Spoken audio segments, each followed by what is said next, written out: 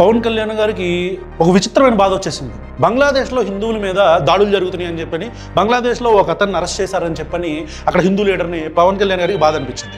ఈ దేశంలో పంజాబ్లో మొత్తం రైతులందరూ 2 సంవత్సరాలు దాదాపు నిరాహార దీక్షలు చేసి ఉద్యమం చేస్తూ ఉంటే ఢిల్లీలో వాళ్ళ మీద టీయర్ గ్యాసులు కొట్టి చంపి తోటాలతో కొట్టినప్పుడు మీరు ఎప్పుడు మాట్లాడాల?